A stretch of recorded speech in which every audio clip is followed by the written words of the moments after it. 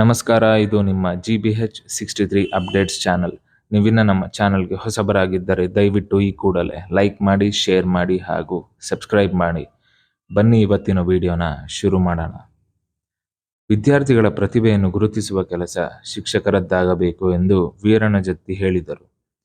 ತಾಲೂಕಿನ ಕಮ್ಮತ್ತಹಳ್ಳಿ ಗ್ರಾಮದ ಸರ್ಕಾರಿ ಹಿರಿಯ ಪ್ರಾಥಮಿಕ ಶಾಲೆಯಲ್ಲಿ ಸರಸ್ವತಿ ಪೂಜೆ ಹಾಗೂ ಶಾಲಾ ವಾರ್ಷಿಕೋತ್ಸವ ಕಾರ್ಯಕ್ರಮ ಹಮ್ಮಿಕೊಳ್ಳಲಾಗಿತ್ತು. ನಿವೃತ್ತ ಸಹಾಯಕ ಜಂಟಿ ನಿರ್ದೇಶಕರು ಬೆಂಗಳೂರು ಮುಖ್ಯ ಅತಿಥಿಗಳಾಗಿ ಮಾತನಾಡಿದರು.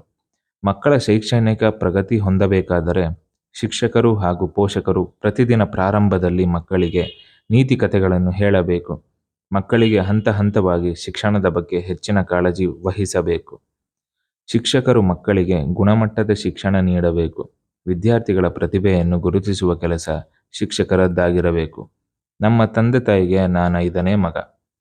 SSLC ತರಗತಿಯಲ್ಲಿ 2 ವಿಷಯದಲ್ಲಿ ಫೇಲ್ ಆಗಿದ್ದು, ನಮ್ಮ ತಾಯಿ ಅವಿದ್ಯಾವಂತಳಾಗಿದ್ದು, ನಾನು ಫೇಲ್ ಆಗಿದ್ದಕ್ಕೆ ನಮ್ಮ ತಾಯಿ ಕಣ್ಣೀರಿಟ್ಟಿದ್ದರು.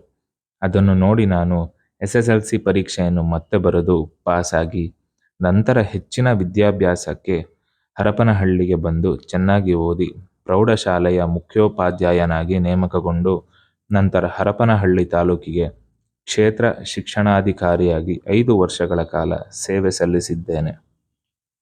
ನಂತರ ಉಪನಿರ್ದೇಶಕರಾಗಿ, ಜಂಟಿ ನಿರ್ದೇಶಕರಾಗಿ ಸೇವೆ ಸಲ್ಲಿಸಿದ್ದೇನೆ. ನನ್ನ ಈ ಅವಧಿಯಲ್ಲಿ ಈ ತಾಲೂಕಿಗೆ 5ನೇ ತರಗತಿ ಓದುತ್ತಿರುವ ವಿದ್ಯಾರ್ಥಿಗಳಿಗೆ ನವೋದಯ ಪರೀಕ್ಷೆಗೆ ಎಲ್ಲ ಶಾಲೆಯ ಮಕ್ಕಳಿಗೆ ಅರ್ಜಿ ಹಾಕಲು ಪ್ರೇರಣೆ ನೀಡಿ ತರಬೇತಿ ನೀಡಿದ್ದೇವೆ. ಜಿಲ್ಲೆಯಲ್ಲಿಯೇ ತಾಲೂಕಿನಿಂದ ಅತಿ ಹೆಚ್ಚು ಅರ್ಜಿಗಳನ್ನು ಹಾಕುತ್ತಿದೆ. ನಮ್ಮ ತಾಲೂಕಿನಿಂದ ಅತಿ ಹೆಚ್ಚು ವಿದ್ಯಾರ್ಥಿಗಳು ನವೋದಯಕ್ಕೆ ಆಯ್ಕೆಯಾಗುತ್ತಿದ್ದಾರೆ ಎಂದು ಹೇಳಿದರು. ಅರಸೀಕೆರೆ ಬಿಳಿಚೋಡು ಬ್ಲಾಕ್ ಕಾಂಗ್ರೆಸ್ ಅಧ್ಯಕ್ಷರಾದ KS ಮಂಜುನಾಥ್ ಮಾತನಾಡಿ, ಖಾಸಗಿ ಶಾಲೆಯಲ್ಲಿ ಓದುತ್ತಿರುವ ಮಕ್ಕಳಿಗಿಂತ ಸರ್ಕಾರಿ ಶಾಲೆಯಲ್ಲಿ ಓದುತ್ತಿರುವ ಮಕ್ಕಳು ಶಿಕ್ಷಣದಲ್ಲಿ ಕಡಿಮೆ ಇಲ್ಲ. ಶಿಕ್ಷಕರು ಈ ಶಾಲೆಯಲ್ಲಿ ಗುಣಮಟ್ಟದ ಶಿಕ್ಷಣ ನೀಡುತ್ತಿದ್ದಾರೆ. ಈ ವರ್ಷ ನಮ್ಮ ಸರ್ಕಾರವು ಸರ್ಕಾರಿ ಶಾಲೆಯಲ್ಲಿ ಇಂಗ್ಲಿಷ್ ಮಾಧ್ಯಮದಲ್ಲಿ ಬಡ ಮಕ್ಕಳಿಗಾಗಿ LKG, UKG ಹಾಗೂ 1ನೇ ತರಗತಿ ಪ್ರಾರಂಭಿಸಿದ್ದಾರೆ. ಖಾಸಗಿ ಶಾಲೆಗಳು ಅತಿ ಹೆಚ್ಚು ಶುಲ್ಕವನ್ನು ತೆಗೆದುಕೊಳ್ಳುತ್ತಾರೆ. ಆದ್ದರಿಂದ ಪ್ರತಿಯೊಬ್ಬರೂ ಸರ್ಕಾರಿ ಶಾಲೆಗೆ ನಮ್ಮ ಮಕ್ಕಳನ್ನು ಕಳಿಸಬೇಕೆಂದು ಮನವಿ ಮಾಡಿದರು. ಕಲ್ಲಳ್ಳಿ ಬಸಮ್ಮ ಹನುಮಂತಪ್ಪ ಗ್ರಾಮ ಪಂಚಾಯಿತಿ ಅಧ್ಯಕ್ಷೆ ಕಾರ್ಯಕ್ರಮ ಉದ್ಘಾಟಿಸಿದರು. STMC ಅಧ್ಯಕ್ಷ K ಪಂಪಾವತಿ ಅಧ್ಯಕ್ಷತೆ ವಹಿಸಿದ್ದರು. ಈ ಸಂದರ್ಭದಲ್ಲಿ ನಿವೃತ್ತ ಶಿಕ್ಷಕರಿಗೆ ಸನ್ಮಾನಿಸಲಾಯಿತು. 7ನೇ ತರಗತಿಯಲ್ಲಿ ಅತಿ ಹೆಚ್ಚು ಅಂಕಗಳನ್ನು ಪಡೆದ ವಿದ್ಯಾರ್ಥಿಗಳಿಗೆ ಬಹುಮಾನ ವಿತರಿಸಲಾಯಿತು ಹಾಗೂ ಶಾಲಾ ಮಕ್ಕಳಿಂದ ಸಾಂಸ್ಕೃತಿಕ ಕಾರ್ಯಕ್ರಮಗಳು ತುಂಬಾ ಅದ್ಧೂರಿಯಾಗಿ ನಡೆದವು. ಮುಖ್ಯ ಅತಿಥಿಗಳಾಗಿ ಬಸವರಾಜ್ ಸಂಗಪ್ಪನವರು, ಕರ್ನಾಟಕ ರಾಜ್ಯ ಪ್ರಾಥಮಿಕ ಶಾಲಾ ಶಿಕ್ಷಕರ ಸಂಘದ ಜಿಲ್ಲಾ ಅಧ್ಯಕ್ಷರು, ಬಂದೋಳ ಸಿದ್ದೇಶ್ ತಾಲೂಕು ಪ್ರಾಥಮಿಕ ಶಾಲಾ ಶಿಕ್ಷಕರ ಸಂಘದ ಅಧ್ಯಕ್ಷ, ದೇವೇಂದ್ರ ಗೌಡ ಮಾಜಿ ಅಧ್ಯಕ್ಷರು, ಸಿದ್ದಲಿಂಗನಗೌಡ ಮಾಜಿ NGO ಅಧ್ಯಕ್ಷರು, ಪದ್ಮರಾಜ್, ಕತೆಗಾರ ಮಂಜಣ್ಣ, ಗ್ರಾಮ ಪಂಚಾಯಿತಿ ಸದಸ್ಯರು ರತ್ನಮ್ಮ ತಿಪ್ಪಣ್ಣ, CRP ಪುಷ್ಪವತಿ, ಪ್ರಭಾರಿ ಮುಖಂಡ ಗುರುಗಳು ರಾಮಚಂದ್ರಪ್ಪ, ನಿರೂಪಣೆ ಹಾಗೂ ಸ್ವಾಗತ M ಬಸವರಾಜ್ ಶಿಕ್ಷಕರು, STMC ಸದಸ್ಯರು, ಶಾಲಾ ಶಿಕ್ಷಕರು, ಊರಿನ ಮುಖಂಡರು, ಶಾಲಾ ಮಕ್ಕಳು ಹಾಜರಿದ್ದರು. ವರದಿ ಮಹೇಶ್, ಹಿರಿಯ ಪತ್ರಕರ್ತರು. ನಮಸ್ಕಾರ, ಇದು ನಿಮ್ಮ GBH63 ಅಪ್ಡೇಟ್ಸ್ ಚಾನಲ್. ದಯಮಾಡಿ ಮರೆಯದೆ ನಮ್ಮ ಚಾನಲ್ ಅನ್ನು ಈ ಕೂಡಲೇ ಲೈಕ್ ಮಾಡಿ, ಶೇರ್ ಮಾಡಿ ಹಾಗೂ ಸಬ್ಸ್ಕ್ರೈಬ್ ಮಾಡಿ. ಧನ್ಯವಾದಗಳು. ಸರ್ಕಾರ ನಿಯಮ ಇದೆ, ನಿನಗೆ ಸೀಟ್ ಕೊಡಕ್ ಆಗಲ್ಲ ಅಂತ ಕಂಡುಕೊಂಡವಾಗಿ ಹೇಳಿದ್ರು. ಅವ್ರದ್ದು ಸರಿ ಇತ್ತು, ಗುರುಜಿಯವರು ಹೇಳಿದ್ರು. ಅವರಿಗೆ PUC ಎಜುಕೇಶನ್ ಓದಿದ್ರೆ ಇಂಟರ್ನ್ಶಿಪ್ ಕೋರ್ಸ್ ಟ್ರೈನಿಂಗ್ ಮಾಡಿದ್ರೆ ಹಿಂಗ ಪ್ರೈಮರಿ ಸ್ಕೂಲ್ ಟೀಚರ್ ಹಂಗೂ ಆಗ್ಬೋದು ಅಂತ ಹೇಳಿ HPS ಕಾಲೇಜಲ್ಲಿ ಹರಪನಹಳ್ಳಿಯಲ್ಲಿ PUC ಓದಿದ್ದೇನೆ. ಮಕ್ಕಳು ಯಾರಾದ್ರೂ 10th ಇರೋರು, PUC ಇರೋರು ಹೋಗಿ ಹರಪನಹಳ್ಳಿ ಕಾಲೇಜಿನಲ್ಲಿ ನೋಡ್ಬೋದು.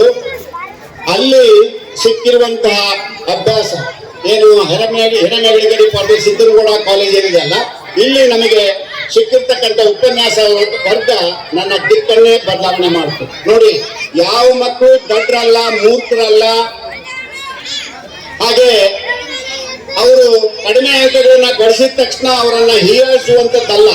ಅವ್ರಿಗೆ ಎಲ್ಲಿ ತಪ್ಪಿದ್ರು ಅನ್ನೋದನ್ನ ಹೇಳ್ಬೇಕು. ನಮ್ಮವ್ವ ನೋಡಿ, ನೀನಾದ್ರೂ ಓದ್ಲು ಮಗನೇ, ನೀನು ಹಿಂಗೆ ಮಾಡಿದ್ರೆ ನಮ್ಮ ಓಣಿಯಲ್ಲಿ ಮರ್ಯಾದೆ ಹೆಂಗೆ ಅಂತ ಹೀಗೆ ತಿಳಿಸಿ ಹೇಳ್ತಾ ಇದ್ಲು.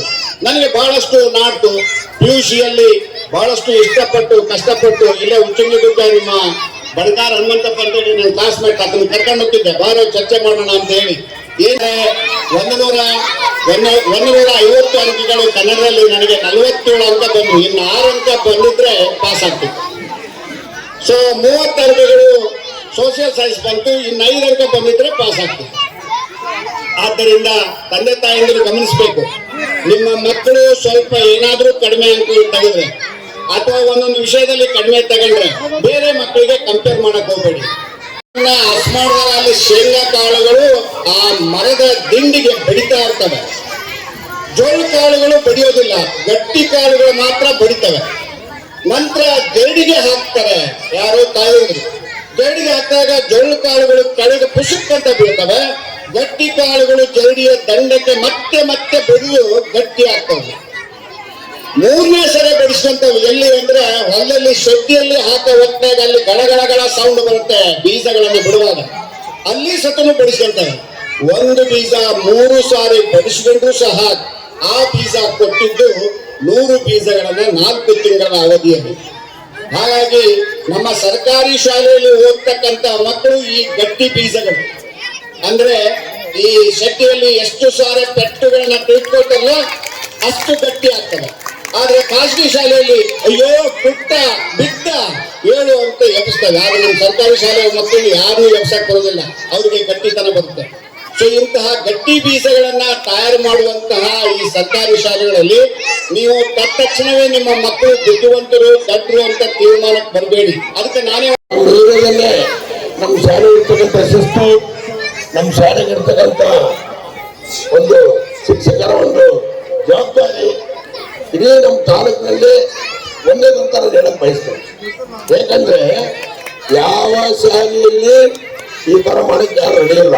ಯಾಕೆ ಗೊತ್ತಾ, ಗಂಟೆ ಹೊಡಿಬೇಕು, ಸಂಬಳ ತಗೋಬೇಕಷ್ಟ. ಬಹಳ ಶಾಲೆ ನೋಡ್ತಾನ ನಾವು ರಾಜಕಾರಣ ಮಾಡಿ ಪ್ರತಿಯೊಂದು ಶಾಲೆ ನೋಡ್ತಾರವನ್ನ ಗಂಟೆ ಹೊಡಿ ಸಂಬಳ ತಗೊಂಡು ಹೋಗಿ ಹೇಳ್ತೀವಿ ಹೊರತು ಯಾರು ಈ ತರ ಸ್ವಂತ ವೈಯಕ್ತಿಕ ಬಳಿ ಮಾಡಕ್ಕೆ ಯಾರು ನಡೆಯಲ್ಲ. ಆದ್ರಿಂದ ನಮ್ಮತ್ತಲ್ಲಿ ಇವತ್ತು ಒಳ್ಳೆ ಬಿಲ್ಡಿಂಗ್ ಆಗ್ತಾ ಇದಾವೆ, ಹಳೆ ಬಿಲ್ಡಿಂಗ್.